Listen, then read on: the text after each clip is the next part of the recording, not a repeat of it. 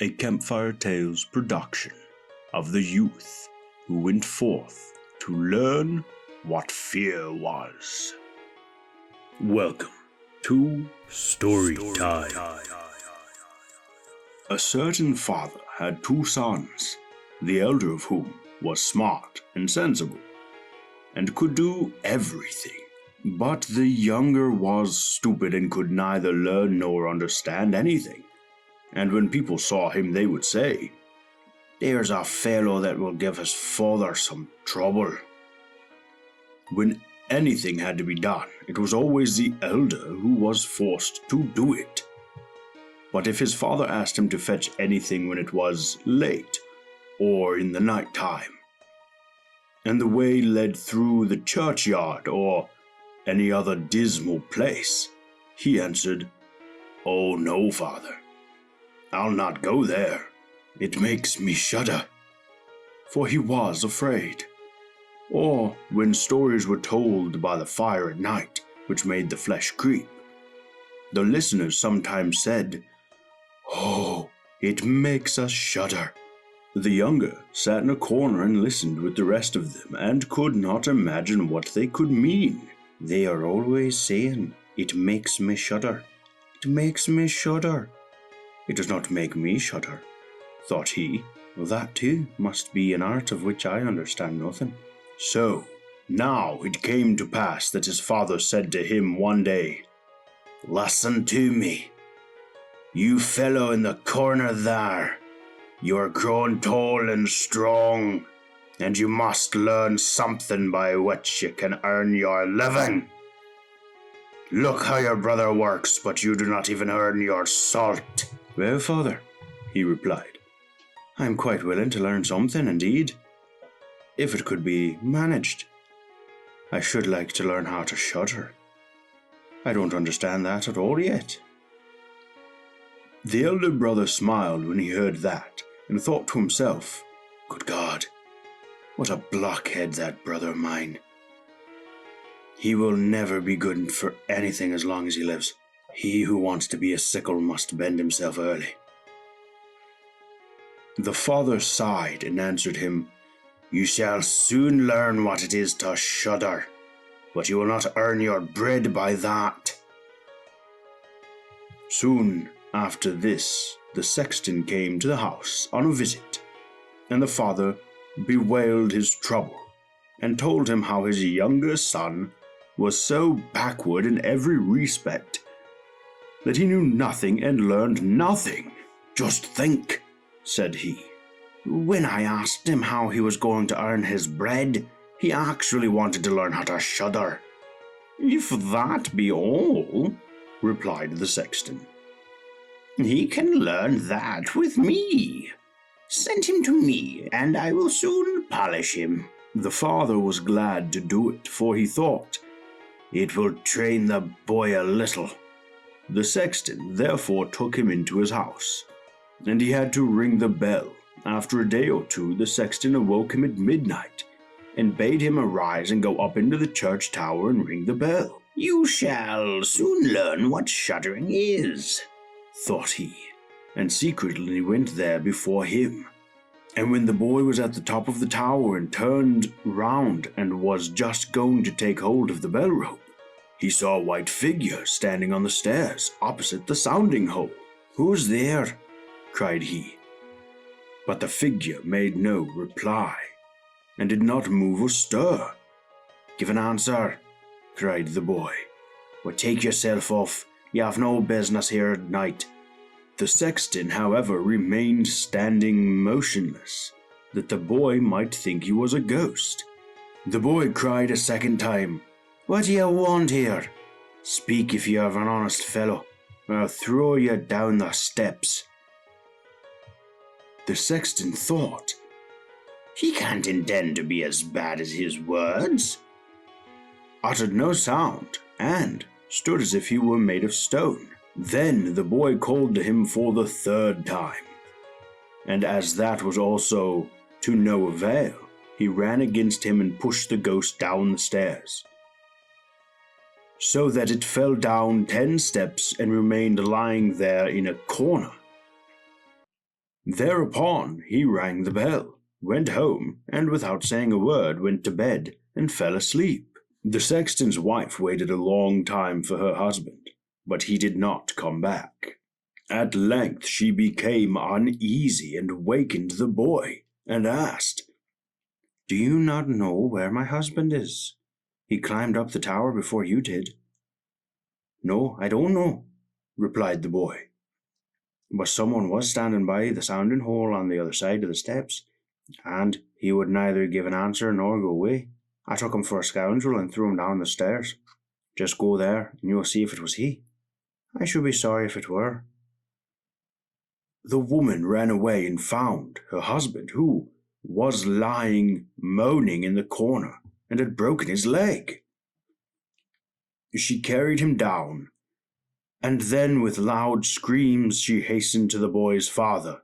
"Your boy," cried she, "has been the cause of a great misfortune. He has thrown my husband down the steps and made him break his leg. Take the good-for-nothing fellow away from our house." The father was terrified and ran there and scolded the boy. "What wicked tricks are these?" said he. "The devil must have put this into your head." "Father," he replied, "do listen to me. I am quite innocent. He was standing there at night like one who was intended to do some evil. I did not know who it was, and I warned him 3 times either to speak or to go away." "Yah!" said the father. "I've nothing but unpleasantness with you. Get out of my sight, I'll see you no more." "Yes, father, right willingly. Wait only until it is day. Then I will go forth and learn how to shudder. And then I shall, at any rate, understand one art which will support me." "Learn what you will," said the father. "It is all the same to me. Here are 50 thalers for you. Take those and go into the wide world, and tell no one from where you come, and who is your father, for I have reason to be ashamed of you." "Yes, father, it shall be as you will. If you desire nothing more than that, I can easily keep it in mind."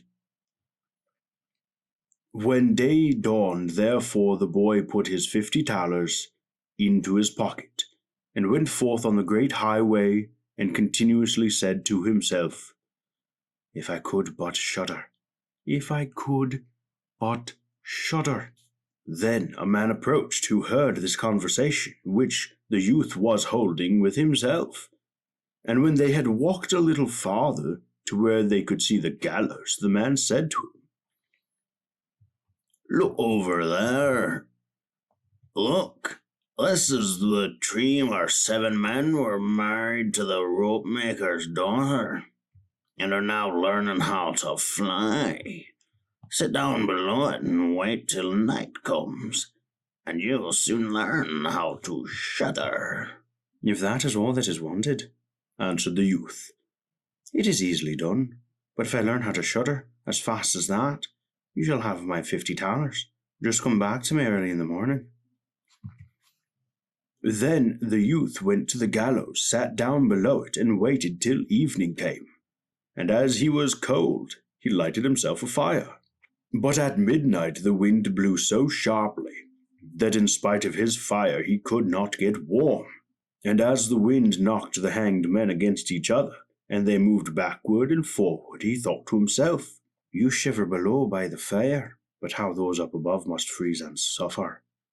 And as he felt pity for them, he raised the ladder and climbed up, unbound one of them after the other, and brought down all 7. Then he stirred the fire, blew it, and set them all around it to warm themselves. But they sat there and did not stir, and the fire caught their clothes. So he said, "Take care, or I'll hang you up again." The dead men, however, did not hear, but were quite silent, and let their rags go on burning. At this he grew angry and said, "If you will not take care, I cannot help you. I will not be burnt with you." And he hung them up again, each in his turn. Then he sat down by his fire and fell asleep. And the next morning the man came to him and wanted to have the 50 thalers and said, "Well, do you know how to shudder?" "No," answered he. "How was I to get to know? Those fellows up there did not open their mouths, and were so stupid that they let the few old rags which they had on their bodies get burnt." Then the man saw that he would not get 50 thalers that day, and went away saying, "One of this kind has never come my way before." The youth likewise went on his way, and once more began to mutter to himself, "Ah, if I could but shudder! Oh, if I could but shudder!" A wagoner who was striding behind him heard that and asked, "Who are you?" "I don't know," answered the youth.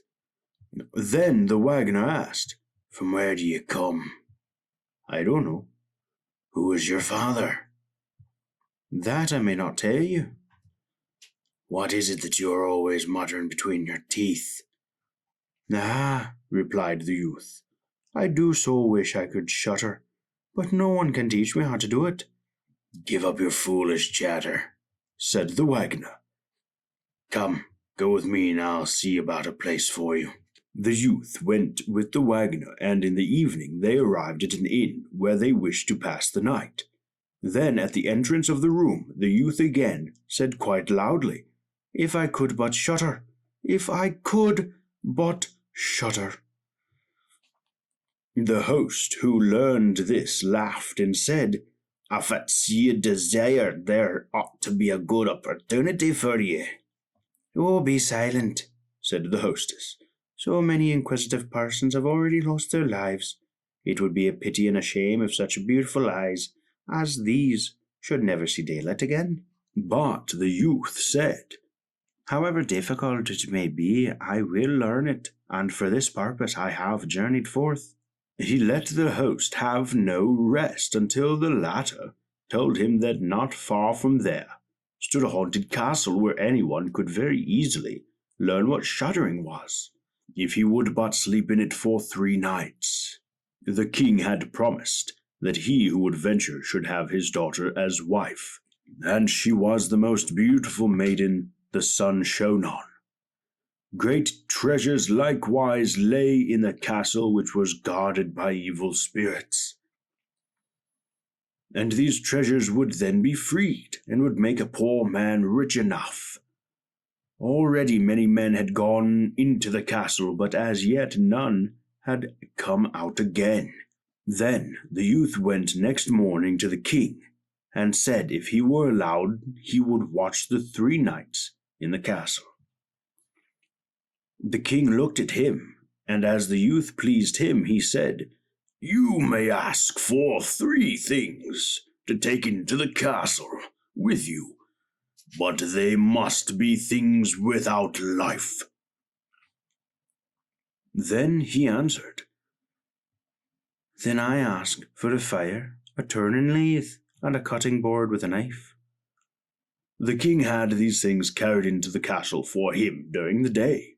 When night was drawing near, the youth went up and made himself a bright fire in one of the rooms, placed the cutting board and knife beside it, and seated himself by the turning lathe.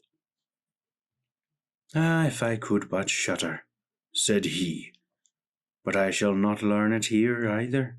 Toward midnight he was about to poke the fire, and as he was blowing it, something cried suddenly from one corner, "Oh, mew! How cold we are!" "You simpletons!" cried he. "What are you crying about? If you're cold, come and take a seat by the fire, and warm yourselves." And when he had said that, 2 great black cats came with one tremendous leap, and sat down on either side of him, and looked savagely at him with their fiery eyes. After a short time, when they had warmed themselves, they said, "Comrade, shall we have a game at cards?" "Why not?" he replied. "But just show me your paws." Then they stretched out their claws. "Oh," said he, "what long nails you have. Wait, I must cut them for you." Thereupon he seized them by the throats and put them on the cutting board, and screwed their feet fast. "I've looked at your fingers," said he, "and my fancy for card playing is gone." And he struck them dead and threw them out into the water. But when he had made away with these two, and was about to sit down again by the fire, out from every hole and corner came black cats and black dogs with red-hot chains, and more of them came until he could no longer stir. And they yelled horribly and got on his fire, pulled it to pieces and tried to put it out. He watched them for a while, quietly, but at last, when they were going too far, he seized his cutting knife and cried, "Away with ye, vermin!" and began to cut them down. Part of them ran away, but the others he killed and he threw out into the fish pond. When he came back, he fanned the embers of his fire again and warmed himself.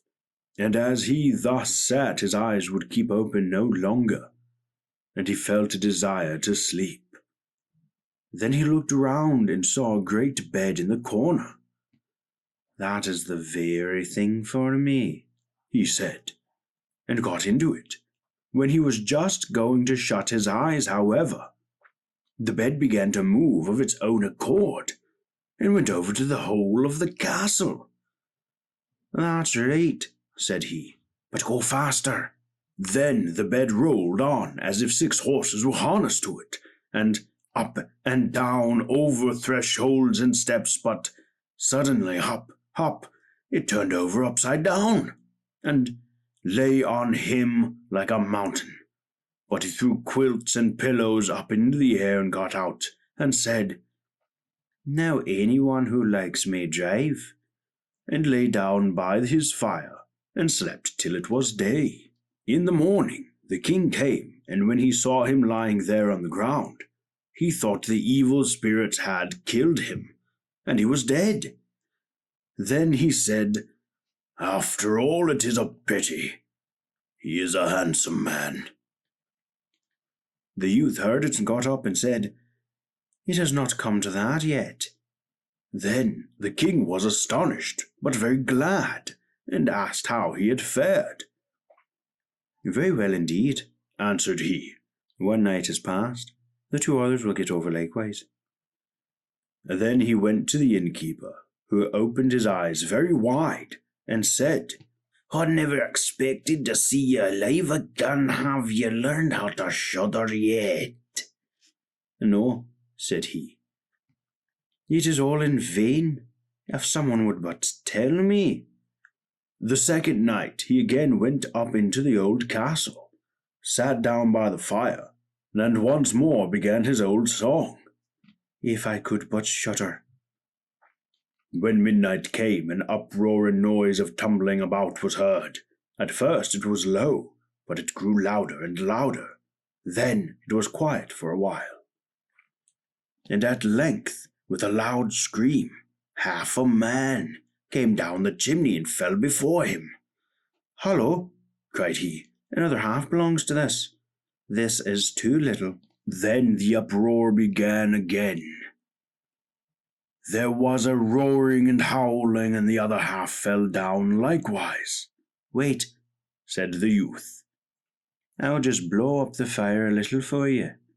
When he had done that, and looked round again, the 2 pieces were joined together, and a frightful man was sitting in his place.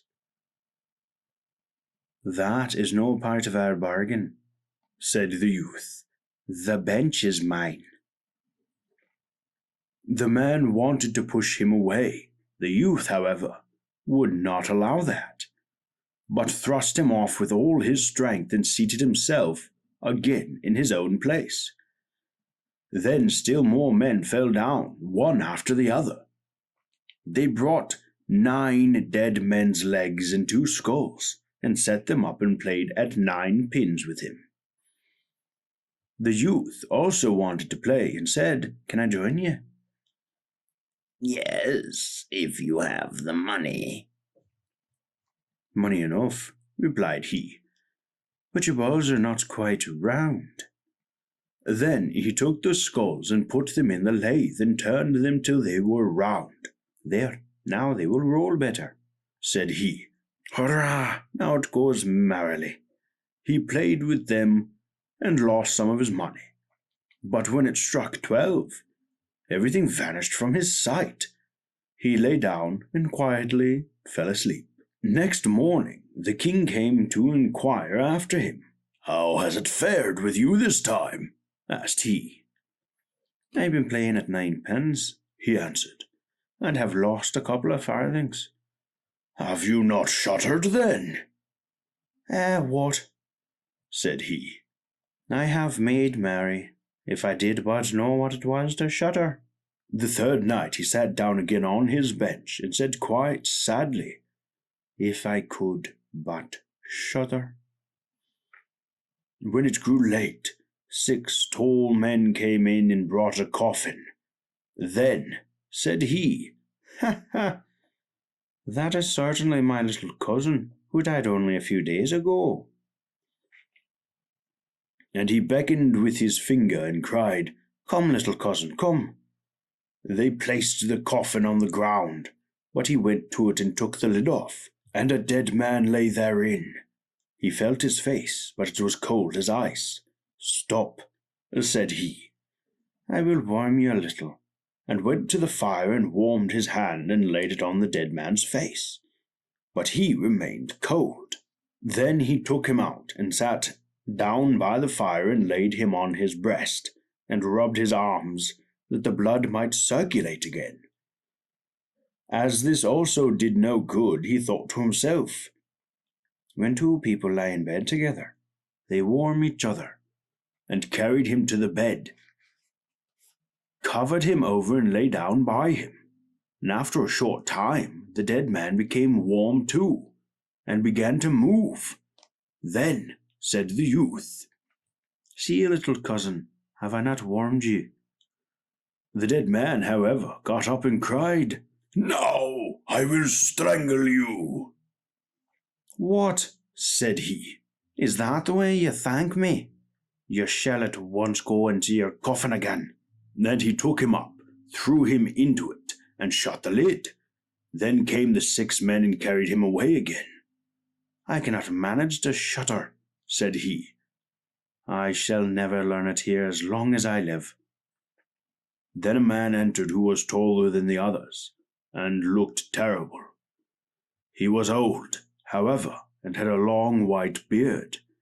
You wretch, cried he, you shall soon learn what it is to shudder, for you shall die. Not so fast, replied the youth. If I am to die, I shall have to have a say in it. I will soon seize you, said the fiend. Softly, softly, do not talk so big. I am as strong as you are, and perhaps even stronger. We shall see, said the old man. If you are stronger, I will let you go. Come, we will try. Then he led him by dark passages to a smith's forge, took an axe, and with one blow struck an anvil into the ground. I can do better than that, said the youth, and went to the other anvil. The old man placed himself near and wanted to look on, and his white beard hung down. Then the youth seized the axe, split the anvil with one blow, and struck the old man's beard in with it. Now I have you, said the youth. Now it is you who will have to die. Then he seized an iron bar and beat the old man till he moaned and entreated him to stop, and he would give him great riches.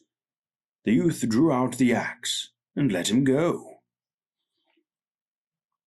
The old man led him back into the castle, and in a cellar showed him 3 chests full of gold. Of these, he said. "One part is for the poor, the other for the king. The third is yours." In the meantime, it struck 12, and the spirit disappeared. The youth, therefore, was left in darkness. "I shall still be able to find my way out," said he, and felt about, found the way into the room, and slept there by the fire. Next morning the king came and said, "Now you must have learned what shuddering is." "No," he answered. "What can it be? My dead cousin was here, and a bearded man came and showed me a great deal of money down below, but no one told me what it was to shudder." "Then," said the king, "you have delivered the castle from enchantment, and shall marry my daughter." "That is all very well," said he, "but still I do not know what it is to shudder." Then the gold was brought up, and the wedding celebrated. But however much the young king loved his wife, and however happy he was, he still said always, "If I only knew but to shudder. If I could but shudder." And at last she was angry at this. Her waiting maid said, "I will find a cure for him. He shall soon learn what it is to shudder." She went out to the stream which flowed through the garden, and had a whole bucket full of gudgeons brought to her. At night, when the young king was sleeping, his wife was to draw the clothes off him and empty the bucket full of cold water with the gudgeons in it over him, so that the little fishes would sprawl about him. When this was done, he woke up and cried, "Oh, what makes me shudder so? What makes me shudder so, my dear wife? Oh, now I know what it is to shudder." If you enjoyed this story, please like, comment, and subscribe, and follow me on Twitter. The information shall be in the description. And tune in next time, my friends, for another story. Until next time, fare thee well.